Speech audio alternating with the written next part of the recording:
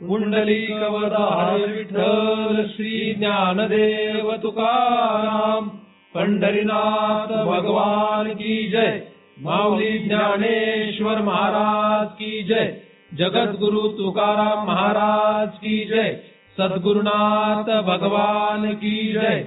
हरि ओम तत्सत।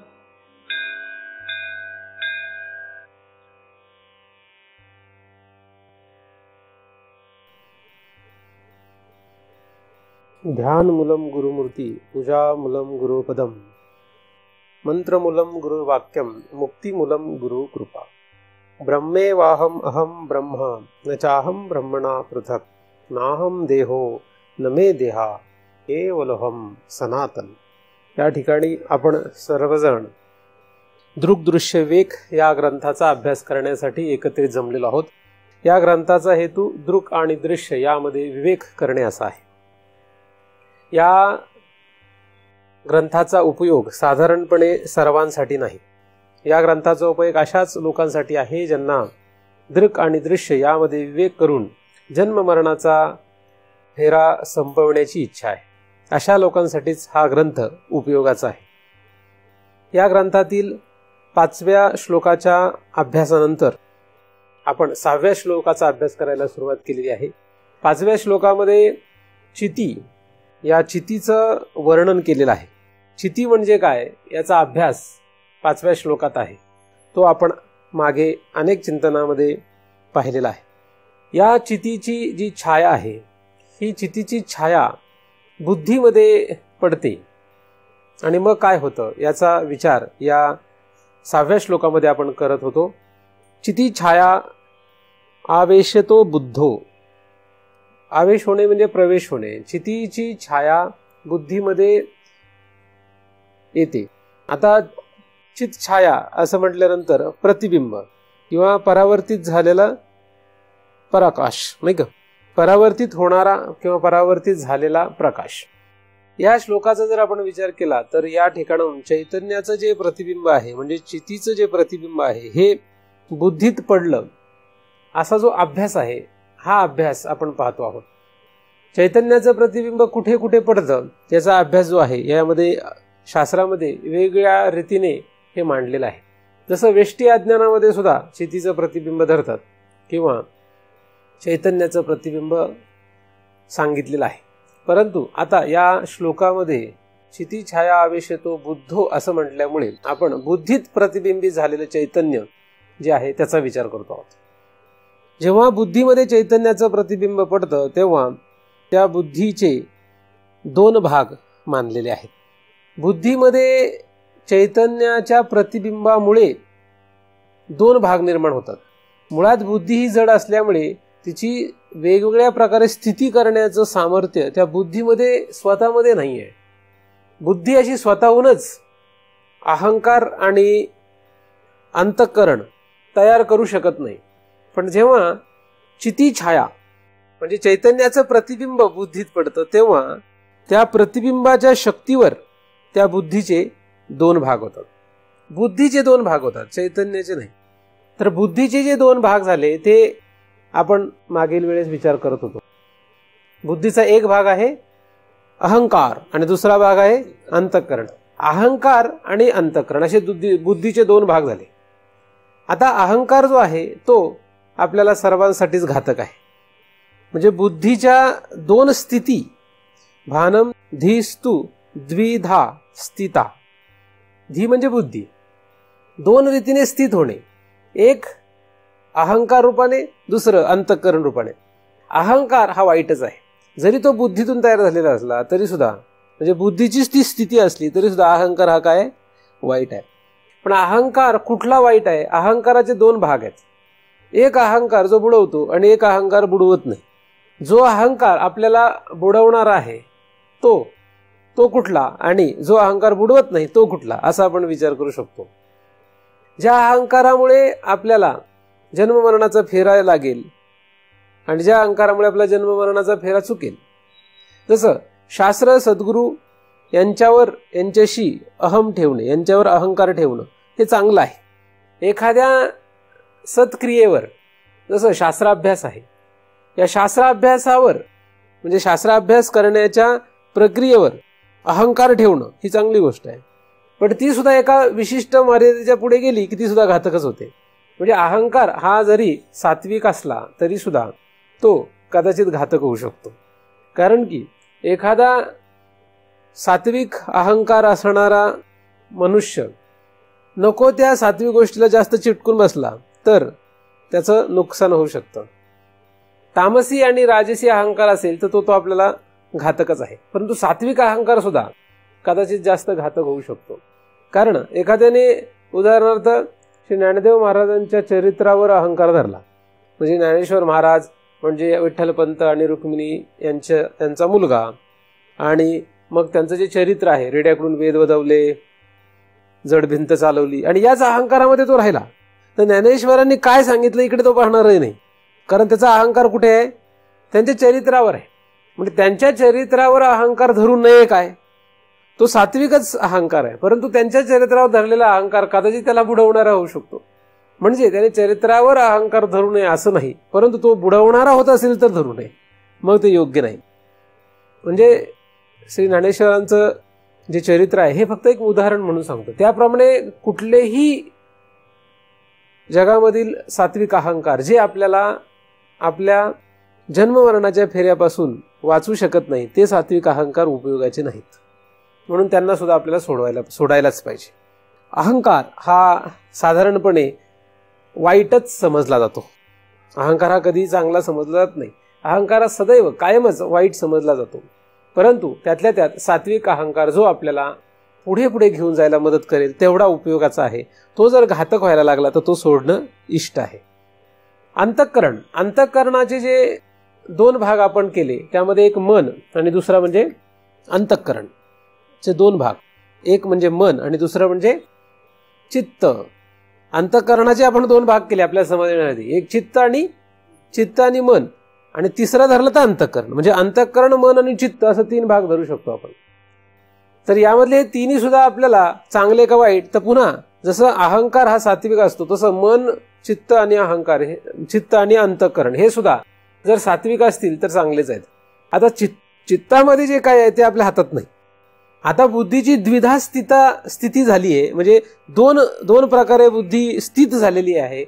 तर एखादा म्हणेल मग बुद्धीमुळे चित्त आलंय म्हणून त्याच्यामध्ये संस्कार असण्याचं काही कारण नाही. पण बुद्धीमुळे जे चित्त आलंय ते आज नाही, ते पूर्वी कधीतरी आलेलं आहे. म्हणजे बुद्धीची स्थितीच मुळात अनादी काळापूर्वी झाली आहे, आणि त्यामुळेच बुद्धीची जी पुढची दोन रूपं आहेत अहंकार आणि अंतःकरण हे सुद्धा अनादी काळापूर्वी झालंय, आणि त्यामध्ये असलेले चित्त सुद्धा अनादी काळापूर्वीच आहे. म्हणून त्या चित्तामध्ये जे काही संस्कार आहेत हे संस्कार तर काही आपण बदलू शकत नाही. चित्तामध्ये जे काही छापून ठेवलेलं आहे पूर्व संस्कार जे ते काही बदलता येणार नाहीत. पण ते जे संस्कार अंतःकरणात येतात, स्फुरतात, त्या अंतःकरणापासून पुढे त्याच्यावर आपल्याला प्रक्रिया करता येऊ शकते. त्याच्यातलं बदलता येणार नाही, पण जे बाहेर आले की त्याच्या पुढे त्याच्यावर प्रक्रिया करता येते, नाही का? बाहेर आल्यानंतर त्याच्यानंतर प्रक्रिया करता येते. म्हणजे अंतःकरणामध्ये आल्यानंतर पुढे ते मनाकडे आल्यानंतर त्याच्यावर प्रक्रिया करता येऊ शकते, नाही का? म्हणून मनाला, चित्ताला स्थिर ठेवणं एवढंच आपल्याकडे काम आहे. चित्त शुद्ध करण्याचा प्रयत्न करणं एवढंच काम आहे, नाही का? चित्त शांत, स्थिर, शुद्ध करणं आपलं काम आहे, तेवढं आपण करू शकतो. त्यासाठी शुद्ध, स्थिर, शांत म्हणजे काय? चित्ताचे जे काही मूळचे गुणधर्म असतील तसे ठेवले पाहिजेत, तरच ते शुद्ध होईल. शुद्ध करणे म्हणजे काय? जसं आहे तसं म्हणजे शुद्ध. आता चित्त कसं आहे? चित्त आहे सत्वगुणाचं, त्यामुळे चित्ताला सत्वगुणाचं ठेवलं पाहिजे.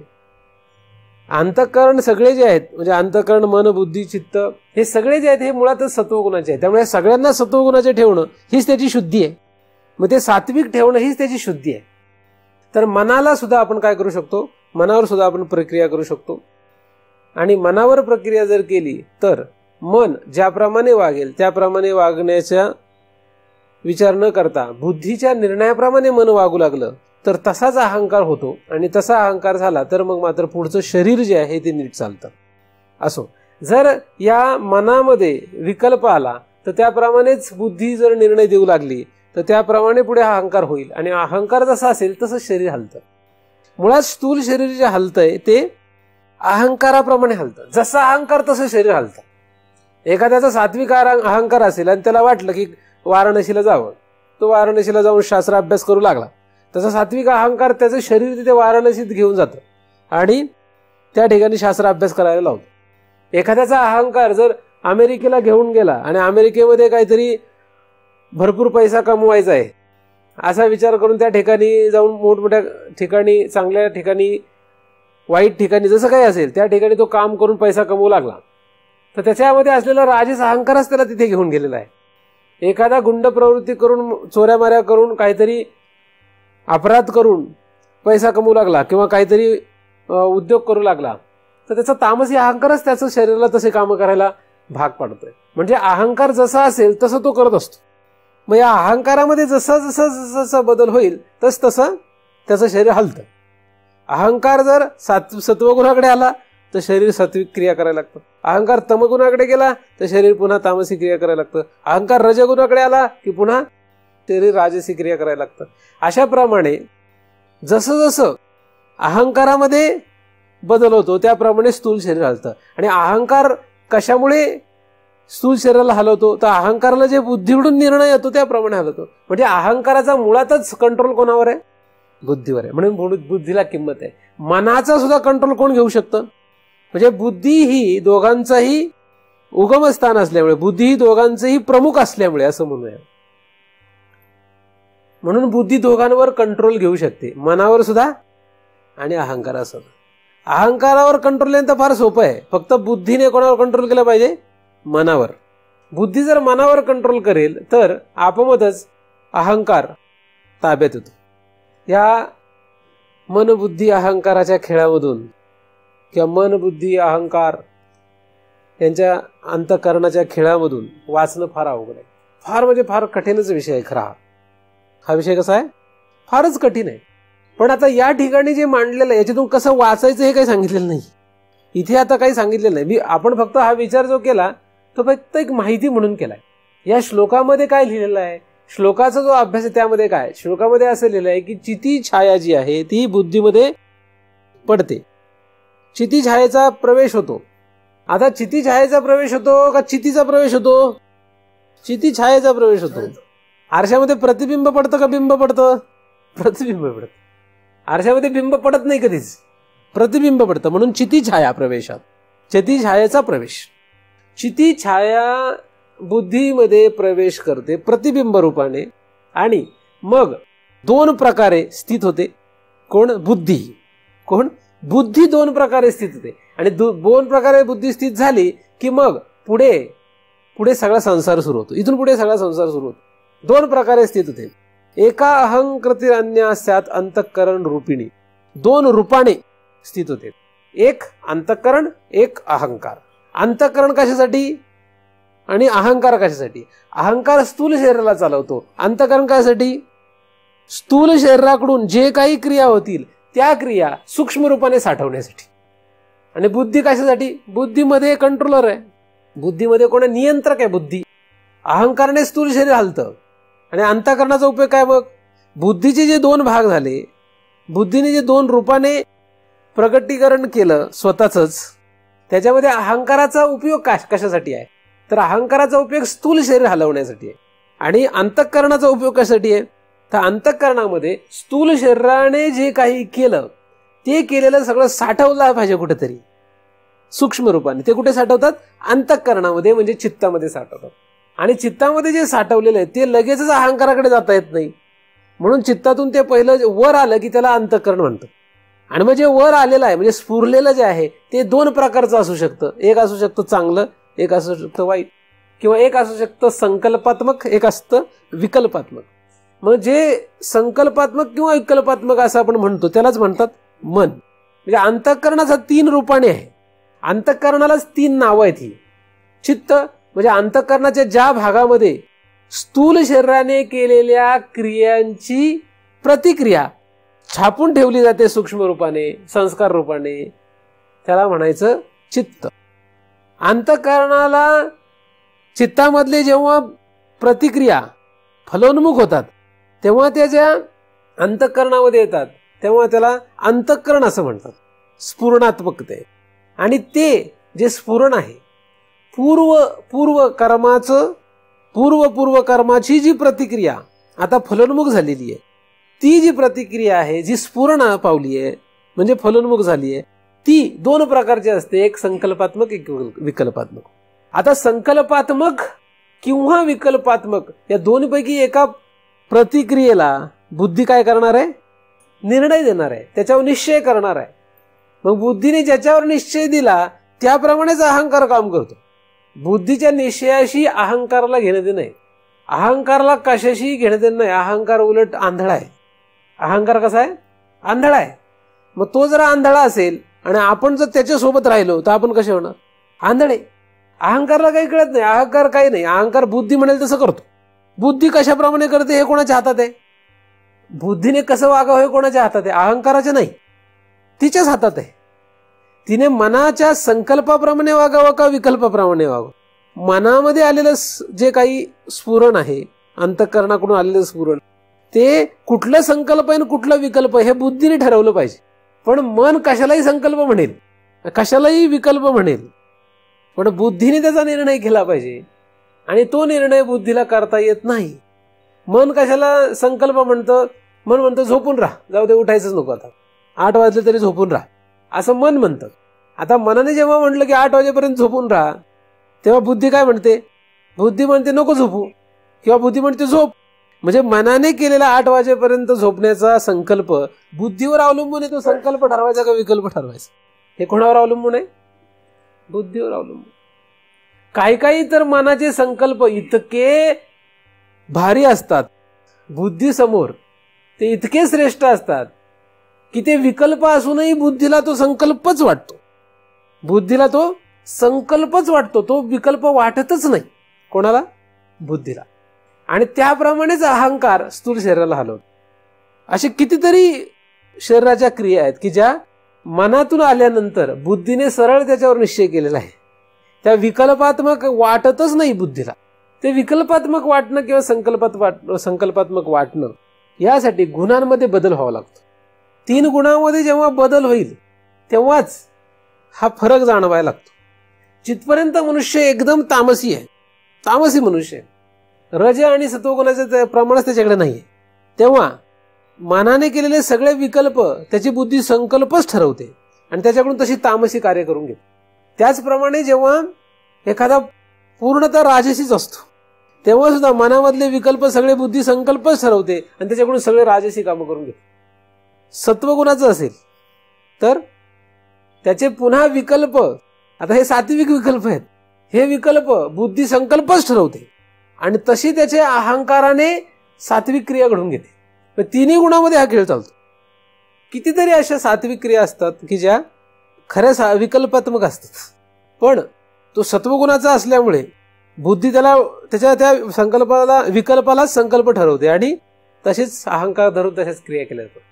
अशा कितीतरी क्रिया आहेत. आता कुठल्या क्रियेला विकल्प ठरवावं हा मोठा प्रश्न आहे. तामसी क्रियांना तुम्ही सत्वगुणात असले तर तामसिक क्रियांना लगेच विकल्प ठरवता, राजसी क्रियांना लगेच विकल्प ठरवाल, पण सात्विक क्रियांना विकल्प नाही ठरू शकत. जो राजसी असतो तो तामसिक क्रियांना लगेच विकल्प ठरवेल, पण तो राजसी क्रियांना विकल्प ठरू शकत नाही. त्याला राजसी क्रियांना विकल्प ठरवता येत नाही. सात्विक क्रियांना तो विकल्प ठरवणार नाही, त्यांना तो संकल्प मानेल पण तो करू शकणार नाही. आणि तामसिक मनुष्य जो आहे तो तामसिक क्रियांना कधीही, तामसिक विकल्पांना कधीही संकल्प ठरू शकत नाही.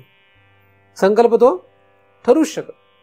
जसं साधारण मनुष्य एखादा गृहस्थी असेल, तो संसारामध्ये घर, बायको, मुलं, प्रॉपर्टी ह्या सगळ्यामध्ये फार गुंतलेला असतो. तर त्याला जर म्हटलं हे सगळं सोडून तू त्याग करून संन्यास घे, गुहेमध्ये जाऊन तपश्चर्या कर, तो काय म्हणेल?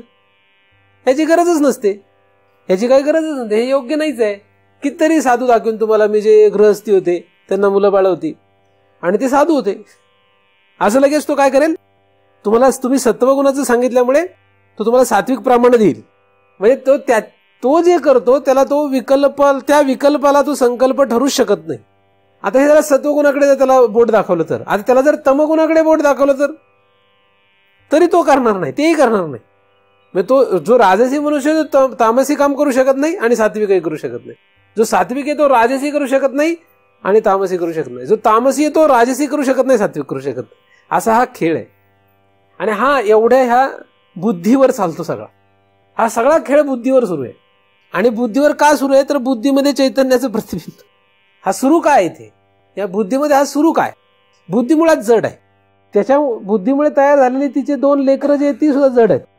पण त्या बुद्धीमध्ये असलेले चैतन्याचं जे प्रतिबिंब आहे, त्या चैतन्याच्या प्रतिबिंबाच्या शक्तीवर ती बुद्धी निश्चय करते. त्याच शक्तीवर अंतःकरण स्फुरत, मन संकल्प विकल्प करतं आणि अहंकार अहम धरतो. चित्तामधले संस्कार फलोन्मुख होतात. आपोमत नाही होत, त्याच्याशिवाय होत नाही. जसं कॉम्प्युटरच्या सीपीयू मध्ये, मेमरीमध्ये बराच डाटा असतो, बरंच स्टोअर केलेलं असतं. पण लाईट आल्याशिवाय, इलेक्ट्रिक सप्लाय त्याला दिल्याशिवाय ते संस्कार बाहेर काढता येत नाहीत. मग ते मेमरीमध्ये स्टोअर काय असेल ते बाहेर काढता येत नाही. नुसती हार्ड डिस्क दिली तुम्हाला, म्हणजे मेमरी दिली नुसती, तर त्याच्यामध्ये जे काय आहे ते कधीही बाहेर काढता येणार नाही. त्याला काय करावं लागतं? इलेक्ट्रिक सप्लाय त्याला द्यावाच लागतो. त्याच्याशिवाय त्याच्यामध्ये जे काय आहे ते फलोन्मुख म्हणजे बाहेर येणारच नाही, स्क्रीनवर येणारच नाही. ते त्यासाठी इलेक्ट्रिक सप्लाय पाहिजेच. मग तुमच्या मेमरीमध्ये किती डाटा असो, किती माहिती स्टोअर केलेली असो, ती बाहेर येऊच शकत नाही जोपर्यंत त्याला सप्लाय नाही, म्हणजे इलेक्ट्रिसिटी नाही. त्याचप्रमाणे चित्ताला जर, चित्त हे स्टोरेज डिव्हाइस आहे, त्या ठिकाणी काही साठवलेलं असू द्या, जिथपर्यंत चैतन्याचं प्रतिबिंब तिथे येत नाही तिथपर्यंत ते बाहेरच येऊ शकत नाही त्याच्यातलं काय. म्हणून ज्या अर्थी आपण हे सगळे सुख दुःख चांगलं वाईट हे भोगतोय, त्या अर्थी चैतन्याचं प्रतिबिंब चित्तात आहे. त्या प्रतिबिंबामुळे ते बाहेर आलं, चैतन्याच्या प्रतिबिंबामुळे ते संस्कार बाहेर आले, त्यामुळेच अंतःकरणात स्फुरले, त्यामुळेच मनात संकल्प विकल्पात्मक झाले, त्यामुळेच बुद्धीने त्याच्यावर निश्चय दिला, त्यामुळेच अहंकार धरण्यात आला आणि त्याच्यामुळेच पुढे स्थूल शरीर चालवण्यात आलं. असं प्रत्येक ठिकाणी चैतन्याचं प्रतिबिंब असल्याशिवाय या कोणाचंही कार्य होऊ शकत नाही, काहीच.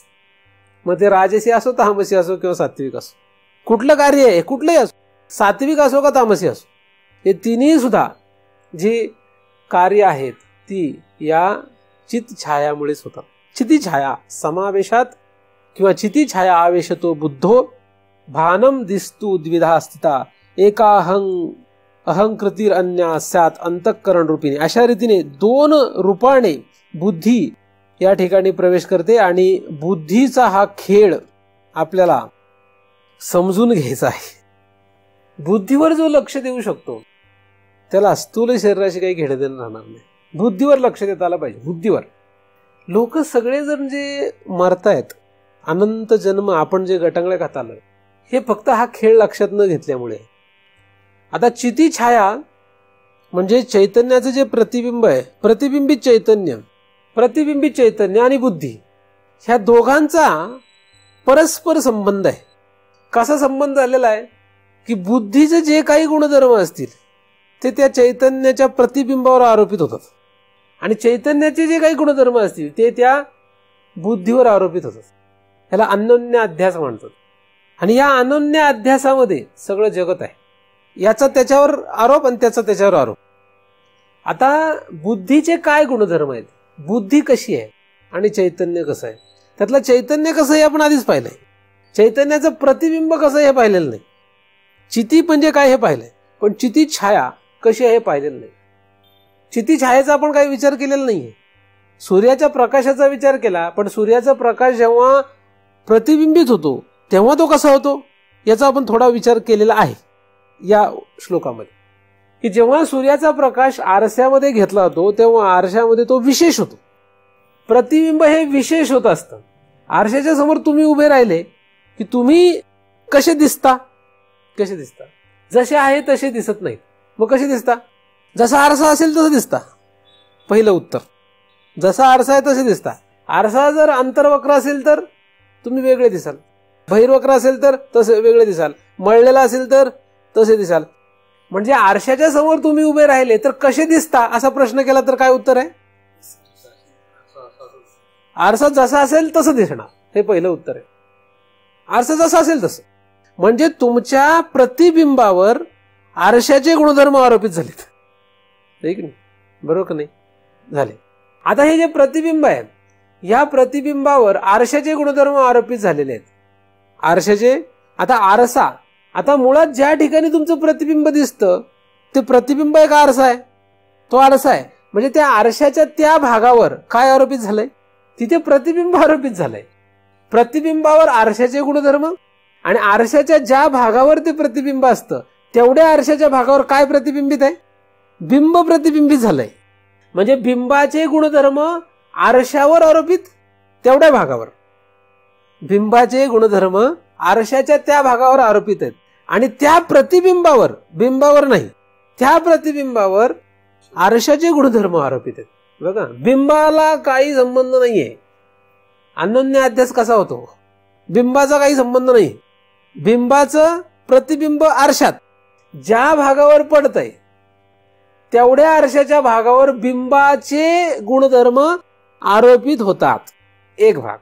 आणि त्या प्रतिबिंबावर आरशाचे गुणधर्म आरोपित होतात.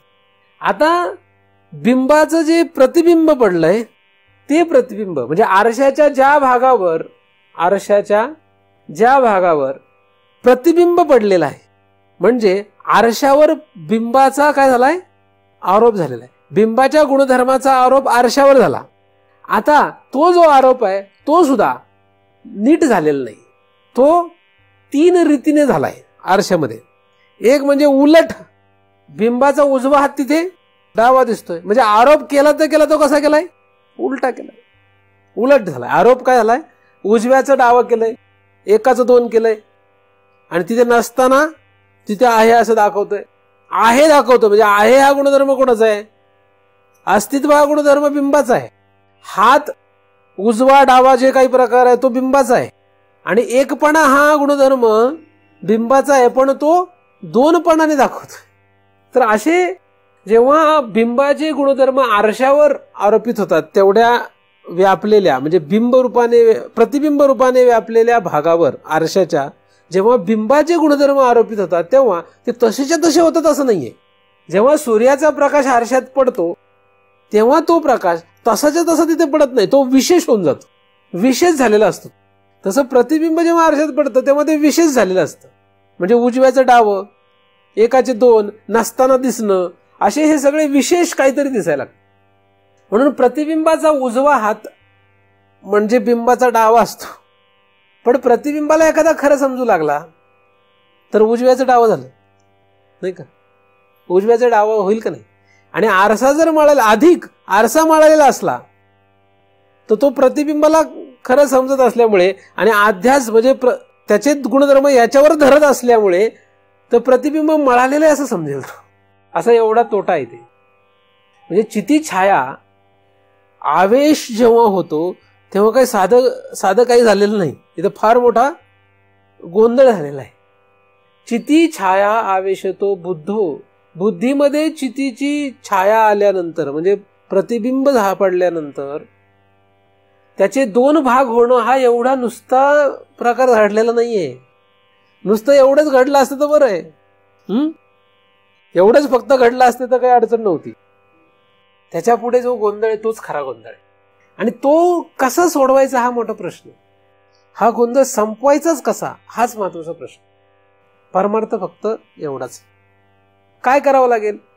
बुद्धीला हाताळावं का अहंकाराला हाताळावं का मनाला हाताळावं का चित्ताला हाताळावं का अंतःकरणाला हाताळावं कशाला? परमार्थ करायला लागणाऱ्या जे लोक असतील या सगळ्यांनाच हाताळायला सांगितलं. काही म्हणतात मनाला हाताळा, काही म्हणतात बुद्धीला हाताळा, काही म्हणतात चित्ताला हाताळा, काही म्हणतात अहंकाराला हाताळा, काही म्हणतात चित्त शुद्ध करा, चित्त स्थिर करा, शांत करा, काही म्हणतात अहंकार घालवा, काही म्हणतात बुद्धी नीट करा, काही म्हणतात मन पवित्र करा. अशा प्रकारे शास्त्राचा जर अभ्यास केला, साधू संतांनी सांगितलेलं जर बघितलं तर हे सगळ्यांबद्दलच सांगितलंय. मग साधकाचा फार मोठा गोंधळ झाला. आता म्हणजे आधीच गोंधळ, त्यात अजून गोंधळ वाढलाय नाही का? बरं, त्याच्यात मग एखादा म्हणतो नाही नाही मनावरच प्रक्रिया करायची. काय म्हणतो? मनावरच प्रक्रिया करून आपल्याला काम करायचंय. एखादा म्हणतो नाही नाही मनानं नाही बुद्धीवरच प्रक्रिया करायची. एखादा म्हणतो नाही नाही अहंकारालाच घालवायचं, अहंकार केलं की संपलं सगळं. अशा रीतीने इतका गोंधळ उडून दिलेला आहे की साधारण माणसाचं हे कामच अवघड होऊन बसलं. तुम्हीच ठरवून घ्या आता काय करणार. तुम्ही बुद्धीवर प्रक्रिया करणार का मनावर करणार? का अहंकारावर करणार का कशावर करणार? प्रक्रिया कशावर करणार हाच मोठा प्रश्न आहे. पण अध्यास जो आहे, अध्यास म्हणजे भ्रम. भ्रम काय आहे हे लक्षात घ्या. भ्रम काय आहे? चिद हा भ्रम नाहीच आहे.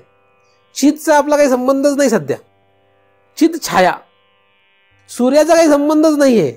खाली इकडे आरशामध्ये प्रकाश घेऊन जो भिंतीवर पाडला, त्या भिंतीवर पाडल्यानंतर तो सर्वत्र सामान्य रूपाने असलेला प्रकाश आणि विशेष रूपाने दिसणारा प्रकाश, ह्याच्यातच गोंधळ आहे. आता ह्या सगळ्यांना शांत केलं तर काय होईल? कोणाला?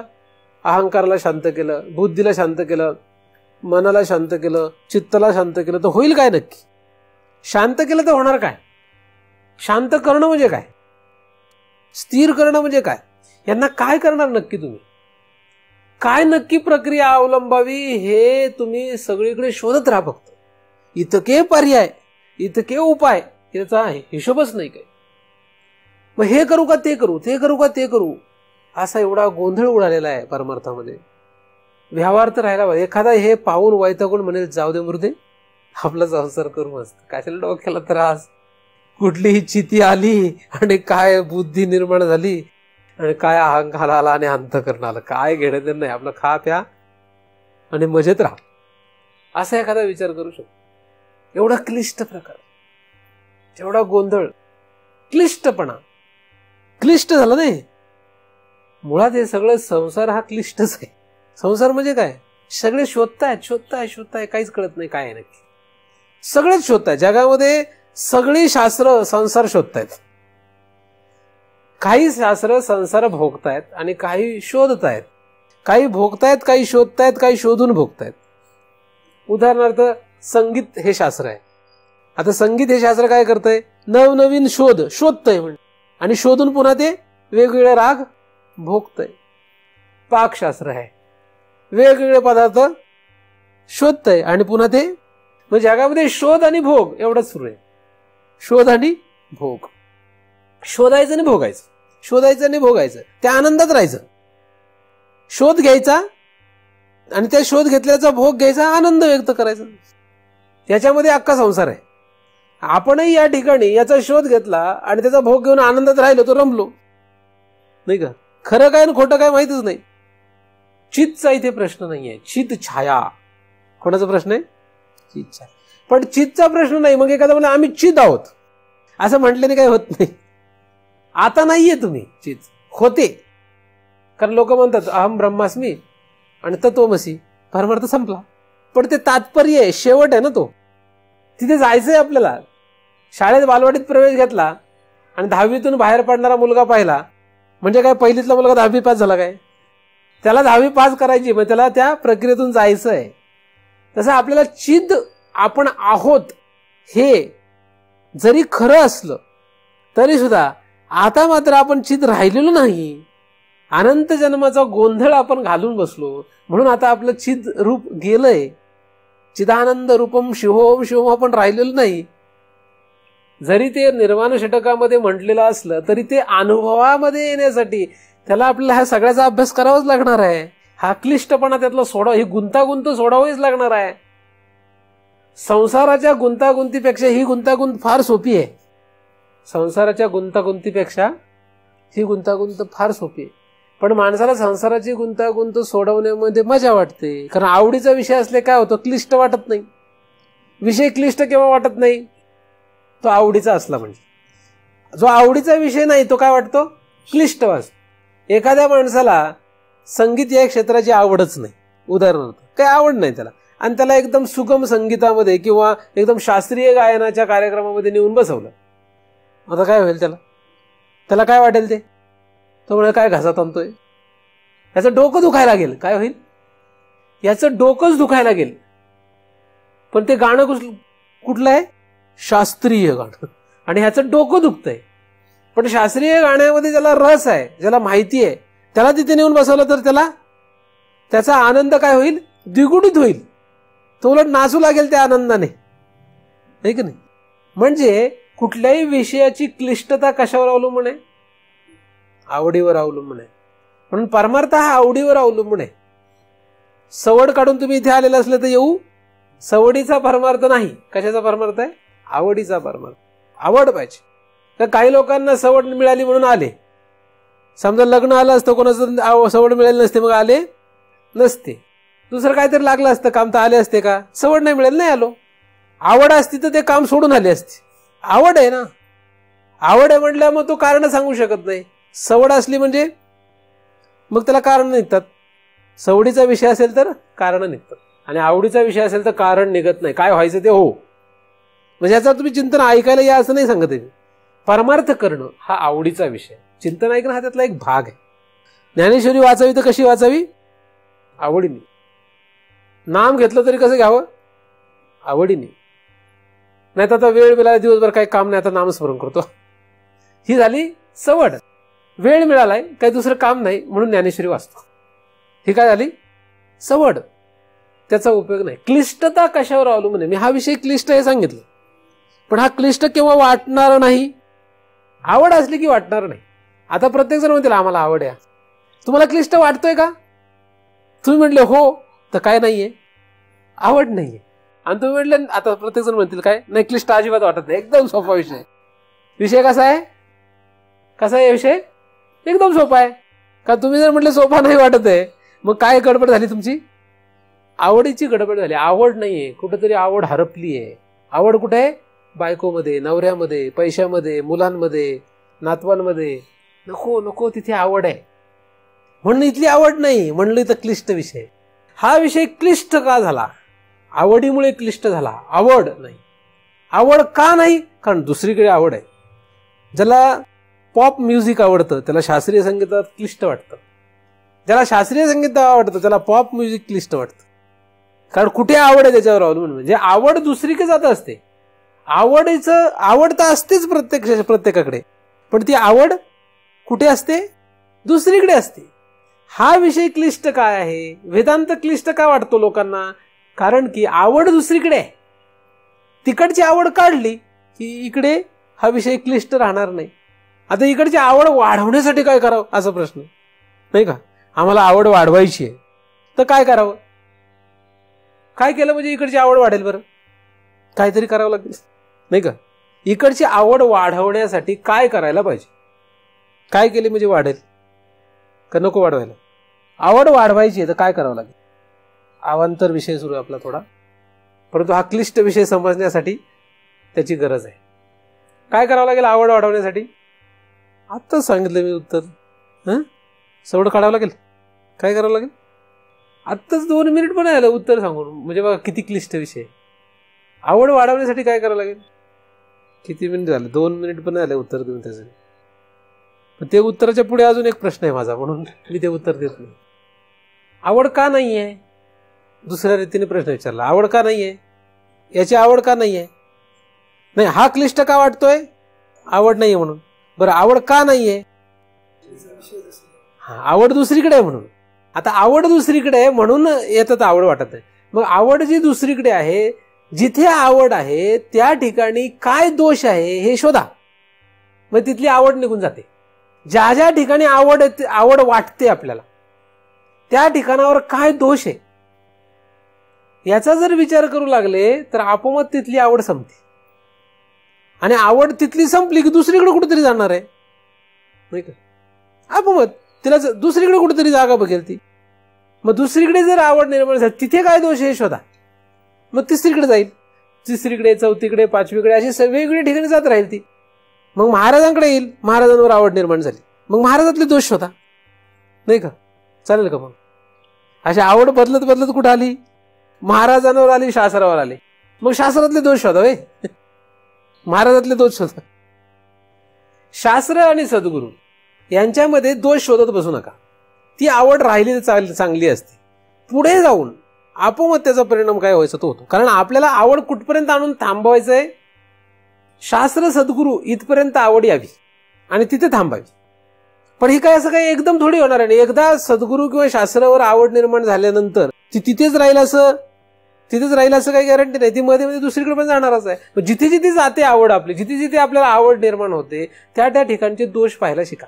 त्यातले दोष शोधायला लागले की आपोआपच आपल्याला काय तयार होईल? या विषयामधला क्लिष्टतेचा जो भाग आहे तो आपल्याला आपोआपच सुटायला लागेल. आपोआपच सुटायला लागेल ते. आणि आपल्याला कुठे आवड आहे हे आपल्याला कळत नसेल तर कोणाला तरी विचारावं, किंवा मला कुठे आवड आहे तुम्ही सांगा बरं, नाही काय हरकत नाही ना. जसं माझ्यात काय दोष आहे हे मला कदाचित दिसत नसतात, मला दुसऱ्यांना विचारतात मला माझ्यात काय दोष आहे सांगावं, नाही का, असं विचारावं लागतं. साधारणपणे मनुष्य विचारत नाही, पण विचारायला काय हरकत नाही ना. तशीच माझी आवड कुठे कुठे आहे, मला काय काय आवडतं, तो दोषच आहे ना आपल्यासाठी, हे दुसऱ्याला विचारावं. पण बरोबर साधक लोक हेच करत नाहीत. जे मुळात ज्या ठिकाणी चूक आहे आपली तेच आपण करत नाही. आपण काय करत नाही, आपण कुठे चुकतोय हेच आपल्याला विचारायला काय वाटते, लाज वाटते. माझी आवड कुठे आहे, मी कुठल्या आवडीत अटकलोय जेणेकरून मला हा विषय क्लिष्ट झालाय, हे जर एखाद्याला विचारलं शेजारी तर काय फरक पडेल. पण एखाद्याने जर आपल्याला आपण नाही विचारलं आणि एखाद्याने तरी सांगितलं तर आपण त्याला दाखवून देऊ तुझ्या कुठे कुठे आवडी आहेत त्या, नाही का नाही.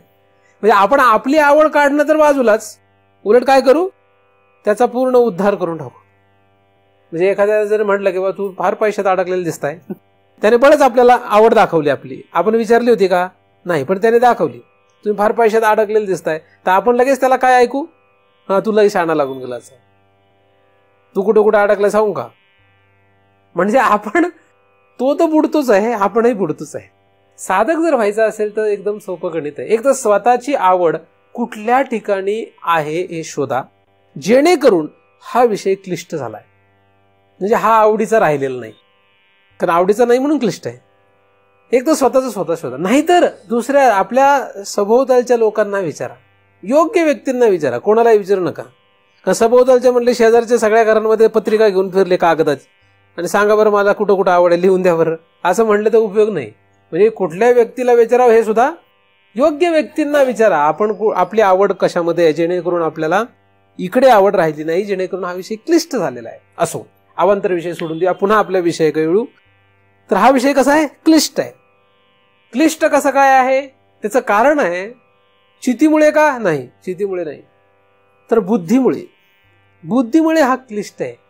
आणि आपल्या सगळ्यांना माहिती आहे जेव्हा बुद्धीचा विषय येतो तेव्हा कसा असतो, क्लिष्ट असतो. आणि बुद्धी ज्यांची जननी आहे सगळ्यांची. अहंकार कोणी तयार केलाय, बुद्धीने. अंतःकरण कोणी तयार केलंय, बुद्धीपासून दोन स्थिती तयार झाल्या, अहंकार आणि अंतःकरण. त्या अंतःकरणाचे भाग मन चित्त अंतःकरण, अंतःकरणाचे भाग मन चित्त अंतःकरण हे सुद्धा बुद्धीमुळे झाले ना. म्हणजे अहंकार असो का मन बुद्धी, मन चित्त आणि अंतःकरण असो, हे कोणी जरी असले हे बुद्धीमुळे आहेत. आणि बुद्धीचं नावच, बुद्धी हे नाव घेता क्षणी बुद्धीचा विषय येतो, म्हणजे काय फार अवघड आहे असं लक्षात. कोणाला विचारलं काय रे ते तुला कळायचं नाही तर जरा त्याला काय पाहिजे, डोकं पाहिजे, म्हणजे बुद्धी पाहिजे. म्हणजे बुद्धीचा विषय क्लिष्ट असतो हे सगळ्यांनाच माहित आहे. बुद्धीविषयी प्रेम नाही आपल्याला, बुद्धीविषयी आवडच नाहीये. कारण काय, आपल्या डोक्यात पक्क भरलंय काय, बुद्धीचा विषय म्हणजे क्लिष्ट, डोक्याला ताप. बुद्धी म्हणजे डोक्याला ताप, बुद्धीचा विषय क्लिष्ट झालाय. मग कुठल्या विषयामध्ये अडकलो, कुठल्या गोष्टीमध्ये अडकलो ते बाजूलाच. असो, बुद्धीमध्ये चैतन्याचं प्रतिबिंब पडलं. जेव्हा बुद्धी चैतन्याचं प्रतिबिंब पडेल तेव्हा त्याचे जे दोन भाग झाले त्याच्यामध्ये अहंकार आणि अंतःकरण या भागामध्ये सुद्धा ते प्रतिबिंबित होणारच आहे. आता आपण मगाशी जो विचार केला की प्रतिबिंबित झालेलं जे चैतन्य आहे त्या प्रतिबिंबित चैतन्यामध्ये बुद्धीचे, अंतःकरणाचे आणि अहंकाराचे सगळे गुणधर्म काय होणार आहे, आरोपित होणार आहे. कोणावर, प्रतिबिंबित चैतन्यावर. आणि प्रतिबिंबित चैतन्याचे सगळे गुणधर्म कोणावर आरोपित होणार आहे, बुद्धीवर आरोपित होणार. प्रतिबिंबित चैतन्याचे म्हणजे चैतन्याचे पण, चैतन्याचे सगळे गुणधर्म बुद्धीवर, अहंकारावर, अंतःकरणावर आरोपित होणार आहे. पण जेव्हा ते आरोपित होतील तेव्हा मात्र ते तसेच्या तसे होणार नाहीये, काहीतरी बदल करून होऊ शकतात किंवा तसे तसे पण होऊ शकतात. जसं अस्तित्व हा बिंबाचा जो गुण आहे तो प्रतिबिंबामध्ये तसंच तसं अस्तित्व आहे. आरशात नसताना आहे असं जे वाटतं तो बिंबाचा गुणधर्म आहे, तसंच तसं जातो. पण ह्याचा एकपणा मात्र दोन पणाने दिसतो, इथं द्वैत दिसतो. ह्याचा उजवा आहे त्याचा डावा दिसतो, तो उलटच करून दिसतो. हात उजवाचा डावा. त्याचप्रमाणे चैतन्याचं जेव्हा प्रतिबिंब बुद्धीत किंवा अंतःकरणात अहंकारात पडेल तेव्हा या चैतन्याचे गुणधर्म त्याच्या ठिकाणी जाणार आहेत आणि त्याचे गुणधर्म, बुद्धीचे, अंतःकरणाचे, अहंकाराचे गुणधर्म त्या प्रतिबिंबावर आरोपित होणार आहे, चैतन्यावर नाही. आणि ते कसे, यांचा आरोप एकमेकांवर कसा आहे? जसं दूध आणि पाणी एकत्र केलं तर काय होईल? दुधाचा पाण्याशी संयोग आणि पाण्याचा दुधाशी. यांचं एकत्रीकरण कसं आहे? यांचा आरोप एकमेकांवर कसा आहे? इतका घट्ट आहे की वेगळाच करू शकत नाही. हे दूध का हे दूध, हे पाणी का हे पाणी, असं करताच येत नाही. त्याला चाचूचेनी सांडसे, खंडीचे पाय पय, पाणी राजहंसे. राजहंसाची बुद्धी लागते, चोच लागते. राजहंसाची चोच असेल तर निवाडा होतो. दूध आणि पाणी वेगळं करणं शक्यच नाही. हे दूध का हे पाणी. जर तुमच्या हातात पाणी मिश्रित दूध दिलं आणि तुम्हाला म्हटलं याच्यातलं पाणी कुठलं आणि दूध कुठलं दाखवा, तर तुम्ही म्हणले हे दूध आहे तर मी म्हणेल ते पाणी आहे. तुम्ही म्हणले हे पाणी आहे तर म्हणेल ते दूध आहे.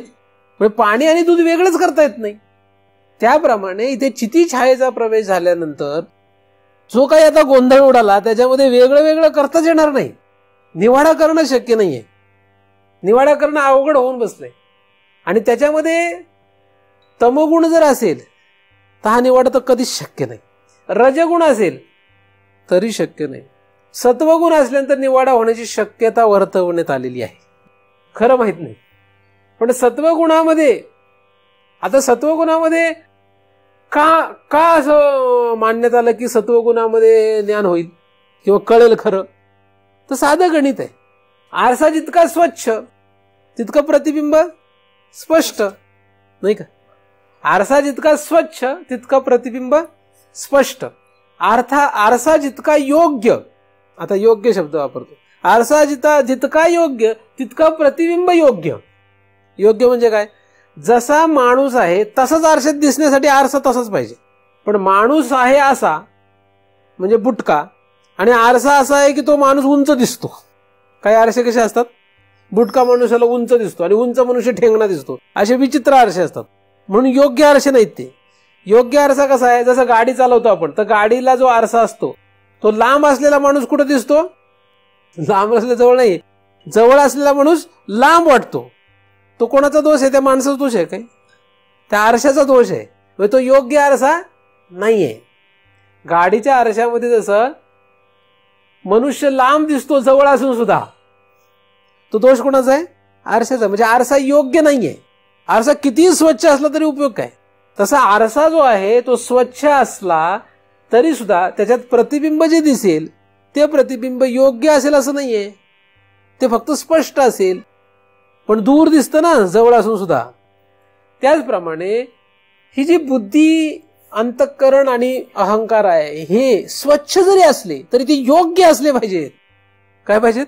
योग्य. काहींचे स्वच्छ झाले पण योग्य नाही झाले, आणि काहींचे योग्य पण नाही स्वच्छ पण नाही. स्वच्छ केलं तर स्पष्ट दिसेल, योग्य केलं तर तसंच तसं दिसेल, नाही का? आरसा जर योग्य असेल तर समोर उभा राहिलेला मनुष्य जेवढ्या उंचीचा असेल तेवढ्याच उंचीचं प्रतिबिंब. पण आरसा जर गडबड केला तर उंचीपेक्षा वेगळंच उंची दिसते. जवळ असला तरी लांब दिसतो, लांब असला तरी जवळ दिसेल, नाही का? योग्य नसल्यामुळे. तसं या अंतःकरणाशी संबंधित असलेले जे काही मन, बुद्धी, चित्त, अहंकार आहेत, हे सगळे जे आहेत या सगळ्यांना स्वच्छ करणं हा एक भाग आहे परमार्थामध्ये, असं सांगितलेलं आहे. म्हणजे सात्विक करणे. पण नुसतं त्याने जमणार नाही, तर ते योग्य झालं पाहिजे. ते योग्य असेल तर आपल्याला त्याच्यामध्ये प्रतिबिंबित असलेलं जे चैतन्य आहे ते आपल्याला नीट योग्य दिसेल. मग स्वच्छ कसं करावं यासाठी अनेक लोकांनी परमार्थ सांगितलेले आहे. पण नीट कसं दिसावं यासाठी परमार्थ कमी. यासाठी मात्र हे सांगणाऱ्या लोकांची संख्या कमी. जास्त संख्या कोणाची आहे? स्वच्छ करणाऱ्यांची संख्या आहे. स्वच्छ मन स्वच्छ करणारे, त्यासाठी उपाय काय करायचे हे सांगणारे बरेच आहेत. अहंकार कसा कमी करायचा हे सांगणारे सुद्धा अनेक उपाय आहेत. पण हे फक्त महत्वाचे आहेत का?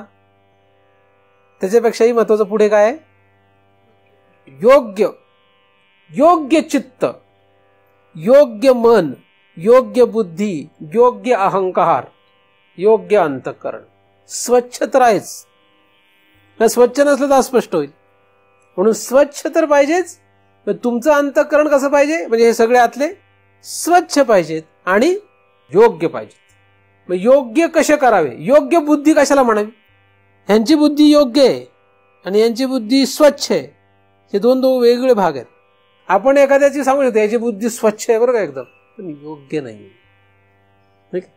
एखादा फार पवित्र मनुष्य असतो, मग आपण काय म्हणतो ह्याची बुद्धी एकदम स्वच्छ, एकदम पारदर्शक स्वच्छ माणूस आहे बरं का, फार पवित्र माणूस आहे, पण योग्य बुद्धी नाही आहे त्याच्याकडे. म्हणजे काय, म्हणजे काहीतरी गडबड आहे ना. तो पवित्र आहे. असे कितीतरी लोक या जगामध्ये आहेत की ते इतके पवित्र आहेत, इतके स्वच्छ आहेत, पण त्यांची बुद्धी काय आहे, योग्य नाही आहे. योग्य नाही त्यांची बुद्धी, किंवा मन, किंवा चित्त, किंवा अंतःकरण, किंवा अहंकार.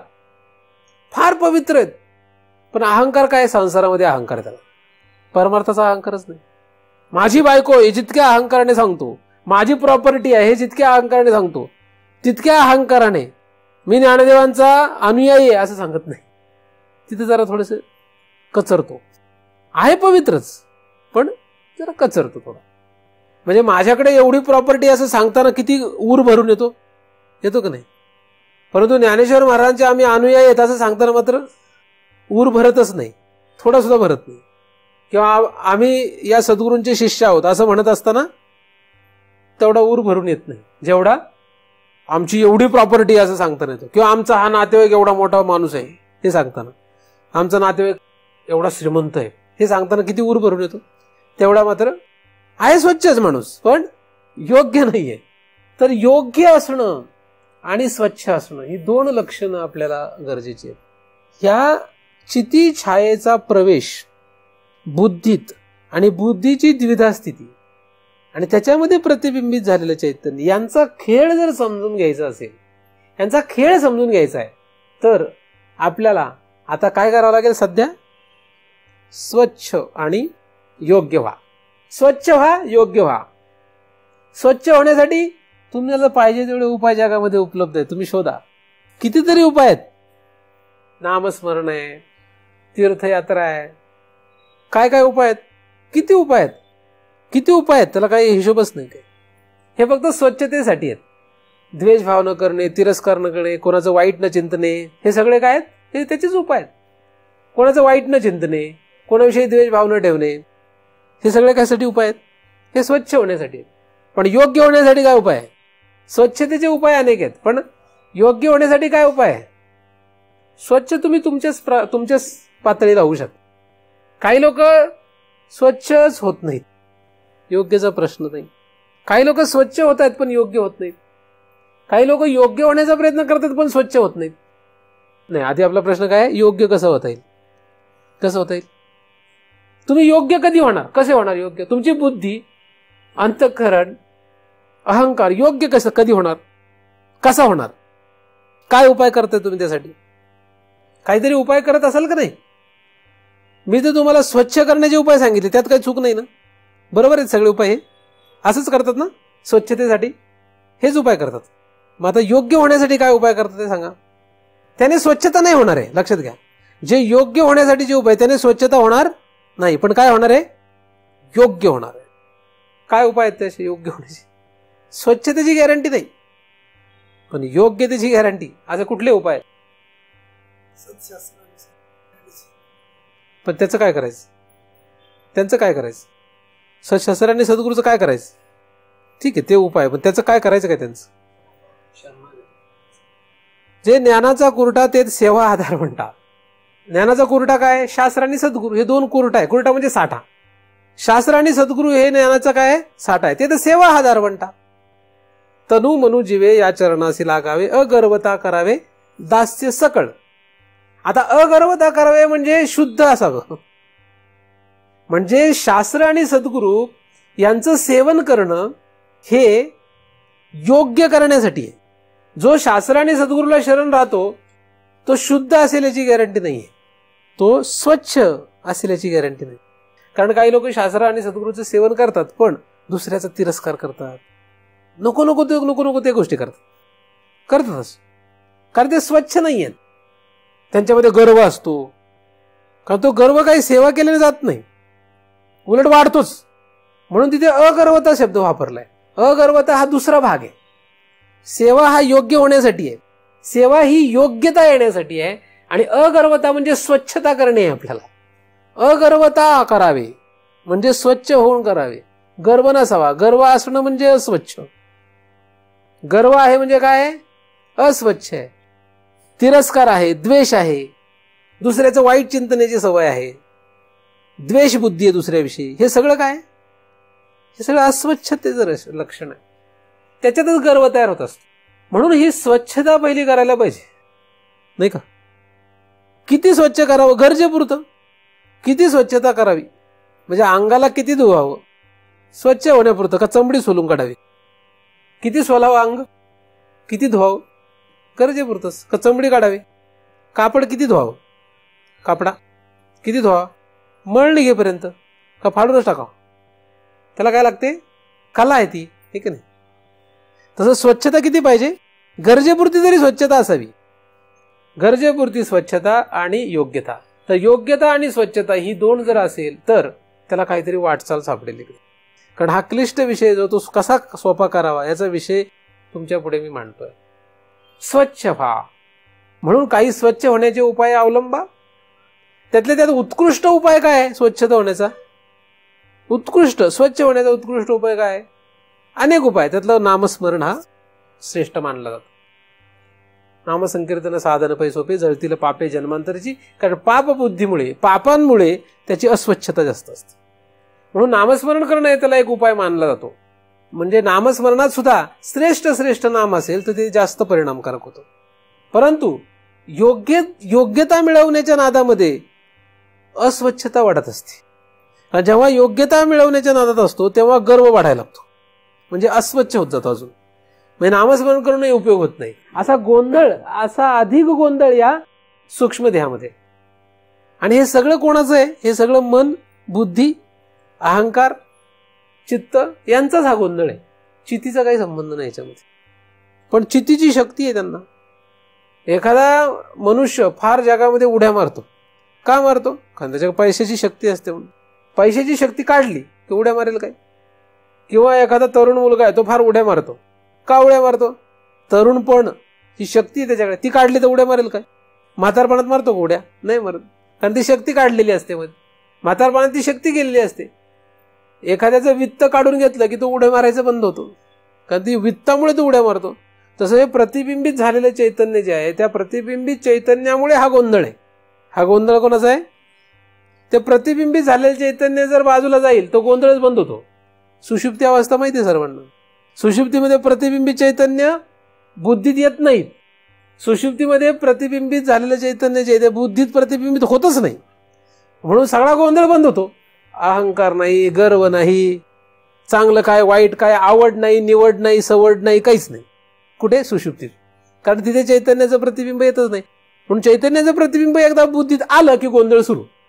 कोणाचा गोंधळ येतो? फक्त चैतन्याच्या प्रतिबिंबाची शक्ती आहे. गोंधळ यांचा आहे. गोंधळ कोणाचा आहे? बुद्धीचा गोंधळ आहे, मनाचा गोंधळ आहे, चित्ताचा गोंधळ आहे, अहंकाराचा गोंधळ आहे, चित्तामध्ये असलेल्या अनंत जन्माच्या संस्काराचा गोंधळ आहे. आणि त्याला सत्य समजून, एवढंच नाही, त्याला सत्य समजून हा गोंधळ अजून दृढ झालेला आहे. असत्य समजलं असं तरी बरं होतं.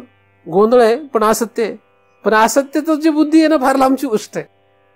हे सत्य वाटतंय मनामध्ये, बुद्धीमध्ये, चित्तामध्ये, अंतःकरणामध्ये, या ठिकाणी कुठलाही काही गोंधळ आलेला असला तरी तो खरा वाटतोय आणि त्याच्यानुसारच शरीर खरेपणाने जगतंय. आतमध्ये जे काही गोंधळ निर्माण झाला, जो काही झाला, चांगला वाईट, धर्मवान अधर्मवान, पापरूप पुण्यरूप, काही असो, हा गोंधळ खरा वाटतो. आणि तो स्थूल शरीराला तोही खरंच वाटतंय. आपलं स्वतःचंही खरं वाटतं आणि दुसऱ्याचंही खरंच वाटतंय. आपल्या मनामध्ये जर का तर पुण्यवान गोष्ट आली तर ती खरीच वाटते, मग त्यानुसार शरीर वागतं ते सुद्धा खरंच वाटतं. आपल्या मनामध्ये पापरूप एखादी गोष्ट आली आणि पुन्हा स्थूल शरीर तसं वागायला लागतं ते सुद्धा खरंच वाटतं. मग चांगलं असो वाईट असो, द्वंद्वमध्ये काही असो, हे सगळं आतमध्येही खरं वाटतंय आणि स्थूल शरीराने ते क्रिया केल्या की तेही खरंच वाटतंय. आणि मग पापवान असेल किंवा पापरूप असेल तर दुःख तयार होतं, तेही खरंच वाटतंय. पुण्यरूप असेल तर सुख तयार होतंय, ते सुद्धा खरंच वाटतंय. मग त्या सुखाच्या प्राप्तीसाठी धावत राहतोय आणि त्या दुःखाच्या नाशासाठी धावत राहतोय. मग खरं दुःख आणि खरं सुख वंचित आहे. प्रतिबिंबित चैतन्याच्या शक्तीवर बुद्धीने जो गोंधळ लावला, त्या बुद्धीमुळे निर्माण झालेल्या स्थूल शरीरांचा जो गोंधळ सुरू झाला, त्याच्यामध्येच सगळे अडकून गेलेत. प्रतिबिंबित चैतन्याच्या शक्तीवर बुद्धीने मांडलेला गोंधळ म्हणजे संसार. संसार काय आहे? संसारमध्ये चिदचा संसार नाही. हा संसार हा चिदचा नाहीये. चिद छाया म्हणजे प्रतिबिंबित, बुद्धीत प्रतिबिंबित झालेल्या चैतन्याने नुसती शक्ती दिली, त्या शक्तीवर बुद्धीचा गोंधळ म्हणजे अख्खं जगत आहे. जगत म्हणजे चैतन्याच्या प्रतिबिंबाच्या शक्तीवर बुद्धीने घातलेला गोंधळ. आता चांगला का वाईट? आता चांगला का वाईट? तो चांगला आहे का वाईट आहे? चांगल्या वाईट या संकल्पनेत आले की तो गोंधळ वाढला. एखादा म्हणला तर वाईट आहे तरी तो अडकला, एखादा म्हटलं चांगला आहे तरी अडकला. एखाद्याला लक्षात आलं का वाईट आणि चांगला काही संबंधच नाही, त्याच्याशी घेणं देणं नाही आपल्याला. पण तुम्ही कधी माझ्याकडे बघितलं तर कसं बघता मला सांगा बरं? दोनच दृष्टीने बघणार आहेत. माझ्याकडे कसं बघणार आहे? कायम दोनच दृष्टीने, चांगले आहेत का वाईट आहेत. कसे बघणार माझ्याकडे तुम्ही? दोनच दृष्टीने बघणार. महाराज चांगले आहेत का वाईट आहे? हो चांगले आहेत महाराज, फार चांगले. नाही तर एखादा वाईट, एखादा काय जरा वाईट आहे, थोडेसे रागीट आहेत, राग आहेत त्यांना जरा. म्हणजे दोनच दृष्टीने बघणार. मग आपल्याला काही कळणार नाही. म्हणजे माझ्याकडे म्हणजे उदाहरण म्हणून सांगितलं, आपण सगळ्या जगाकडे असं बघतो. जगाकडे असं का बघतो? कारण आपल्याला अशी बघायची सवय. आपली दृष्टी तशी आहे म्हणून सृष्टी तशी आहे. आपल्या दृष्टीत बदल केला की विषय संपला. तर संसार म्हणजे काय? संसार म्हणजे काय? संसार कोणाचा आहे? बस फक्त बुद्धीचा खेळ आहे संसार म्हणजे. आणि कोणाच्या शक्तीवर चालू आहे? चैतन्याच्या नाही, चैतन्याच्या प्रतिबिंबाच्या शक्तीवर बुद्धीचा खेळ. मग तो कसा असेल? द्वंद्वात्मक आहे तो. आणि त्याला आपण काय समजतोय? सत्य. जेव्हा त्याला तुम्ही सत्य समजले तिथेच अज्ञान दृढ. तिथेच काय झालं? अज्ञान दृढ. तुमच्या आतमध्ये बुद्धीवर निर्माण होणारे हे द्वंद्व जे नाचतंय, त्याला नाचायला कारण कोण आहे? चैतन्याच्या प्रतिबिंबाची शक्ती त्यांना नाचायला कारण आहे. पण आपण त्या प्रतिबिंबाकडे सुद्धा पाहत नाहीये. तुम्ही जागा झाल्यापासून झोपेपर्यंत तुमच्या बुद्धीमध्ये असलेल्या प्रतिबिंबाकडे पाहताय का? मी प्रेमळ आहे, मी चांगला आहे, मी वाईट आहे, मला दुःख होतंय, मला सुख होतंय. कशाकडे पाहताय? त्या बुद्धीच्या चित्तामध्ये निघाणाऱ्या, चित्तातून निघालेल्या स्फुरणाकडे आपण कशाकडे पाहतोय? रात्रंदिवस आपण कशाकडे पाहतोय? चित्तामधून जे संस्कार बाहेर येत आहेत, जे स्फुरण येत आहे, जे संकल्प विकल्पात्मक आहे, चांगलं वाईट, पापरूप पुण्यरूप, धर्मरूप अधर्मरूप आपल्या आतमध्ये, आपण त्याच्याकडे बघतोय. त्याच्यावरच आपण निश्चय करतोय. त्याच्यावर म्हणजे कशावरही करतोय. अधर्मावर करतोय का धर्मावर करतोय? दोन्हीपैकी एकावर करतोय. सुखावर करतोय किंवा दुःखावर करतोय, त्याच्यावर निश्चय करतोय. तसाच अहंकार आपण धरतोय आणि तसाच अहंकार धरल्यामुळे तसंच शरीर वागतंय. मग आपली जर दृष्टी आपल्याच बाबत अशी आहे तर महाराजांबाबत आपण काय दृष्टी ठेवणार? महाराजांकडे आपण काय म्हणून बघणार? जगाकडे आपण काय म्हणून बघणार? जग परब्रह्म हे कळण्यासाठी आपण परब्रह्म आहोत हे कळलं पाहिजे, असा सिद्धांत आहे. त्याचप्रमाणे आपण हा द्वंद्व रूप संसार जो आहे तो कसा आहे हे जर नीट आपल्या आतमध्ये शोधू शकलो तरच अख्ख्या जगाचा आपल्याला अभ्यास घडेल. म्हणून आपल्या जगाकडे जायची गरजच नाही, आपल्याला आपल्या आतमध्ये बघायचं इथे काय. तर हे कसं करावं? हा जो अभ्यास आहे हे सगळं कसं करून घ्यावं, हे प्राप्त कसं करावं? आता हे झालं फक्त सांगणं, पण आता करणार कसं? करणार कसं म्हणजे प्रतिबिंबाकडे तरी कसं पाहणार? कमीत कमी द्वंद्वाकडची दृष्टी बाजूला गेली की प्रतिबिंबावर दृष्टी जाईल. लक्ष कशावर जाईल? जिथपर्यंत पापावर लक्ष असतं तिथपर्यंत पुण्यावर लक्ष जात नाही का? जातं. जिथपर्यंत पापावर लक्ष आहे, पापावर लक्ष ठेवतो आतमध्ये, तिथपर्यंत पुण्यावर लक्ष कसं जाईल? आणि पुण्यावर लक्ष गेलं तर पापावर लक्ष कसं जाईल? आणि पाप पुण्यावर लक्ष गेलं नाही तर दुसरीकडे जाईल. कधी जगात जास्तीत जास्त काय होतंय? काही लोकांचं पापावर लक्ष आहे, मग प्रयत्नपूर्वक पापावरचं काढायचं, मग ते पुण्यावर जात आहे. पण पुण्यावरचं गेलं की पुन्हा पापावर येत आहे. म्हणून इथून तिथे तिथून तिथेच फक्त पाप पुण्यातीत कुठे आहे? सुख दुःखाच्या पलीकडे कुठे ते जाऊ शकतोय? सुख दुःख हे फक्त बुद्धीचे धर्म आहेत. त्या धर्माला चालना देणारं, त्यांना शक्ती देणारं प्रतिबिंबित चैतन्य आहे.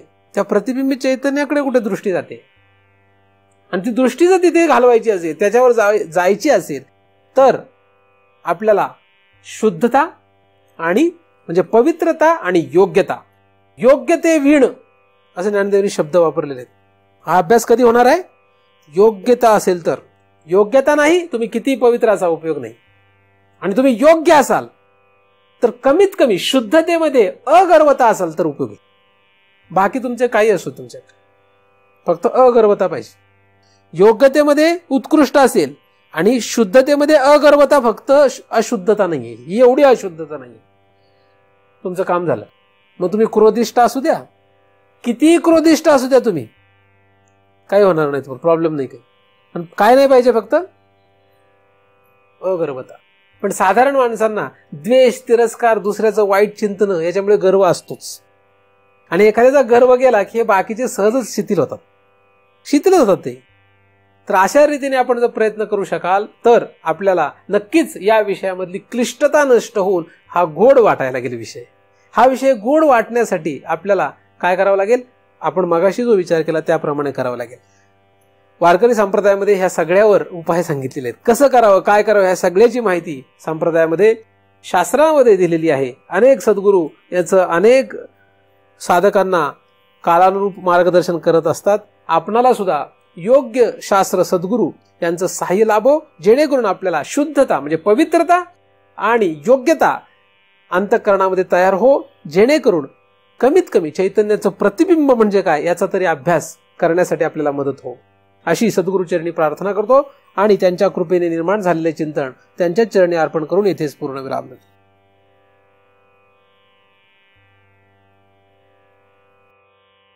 पुंडलीकवरदा हरी विठ्ठल श्री ज्ञानदेव तुकाराम. पंढरीनाथ भगवान की जय. माऊली ज्ञानेश्वर महाराज की जय. जगत गुरु तुकाराम महाराज की जय. सद्गुरुनाथ भगवान की जय.